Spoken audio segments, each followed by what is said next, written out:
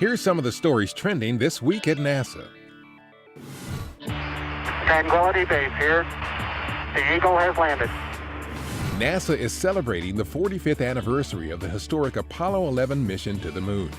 On July 20th, 1969, Neil Armstrong and Buzz Aldrin, with crewmate Michael Collins manning the Command Service Module from lunar orbit, became the first humans on the Moon, with Armstrong's historic first step onto the lunar surface becoming a symbolic giant leap for humanity.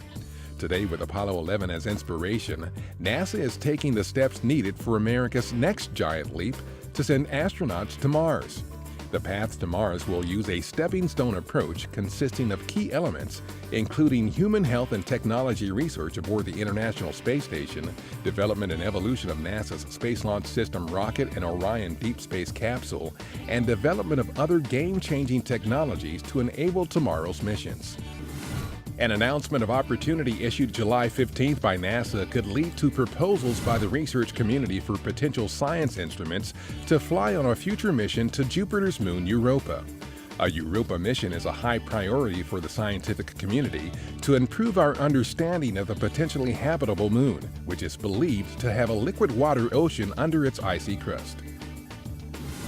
Orbital Sciences Corporation's Cygnus cargo craft arrived at the International Space Station July 16th with more than 3,000 pounds of food, supplies, spare parts, and experiments for the crew on board ISS. Cygnus will remain attached to the station's Harmony module for about a month while the crew transfers cargo. Cygnus was launched July 13th on Orbital's Antares rocket from Wallops Flight Facility in Virginia. About 8 hours after Cygnus arrived at the space station, the Expedition 4142 crew, including NASA's Barry Butch Wilmore, participated in a NASA television news conference at Johnson Space Center. Wilmore and cosmonauts Elena Serova and Alexander Samakutyayev of the Russian Federal Space Agency are the next crew members set to launch to the International Space Station in September. The trio is scheduled to return to Earth in March 2015. July 17th marked the 5th anniversary of Marine Corps Major General Charles F. Bolden Jr.'s confirmation by the U.S. Senate as NASA's 12th administrator. As administrator, he leads the NASA team and manages its resources to advance the agency's missions and goals.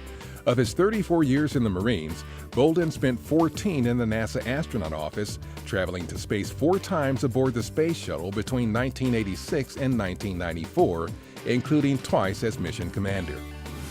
Administrator Bolden provided opening comments for an event at NASA headquarters July 14th about the unprecedented discoveries NASA space and ground observatories are making to facilitate our search for life in the universe.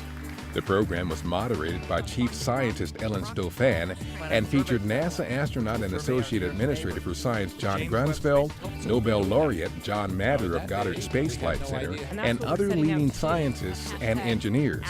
Also discussed was the James Webb Space Telescope and how it will help rewrite scientific textbooks after its scheduled launch in 2018. And that's what's up this week at NASA. For more on these and other stories, follow us on social media and visit www.nasa.gov/twan.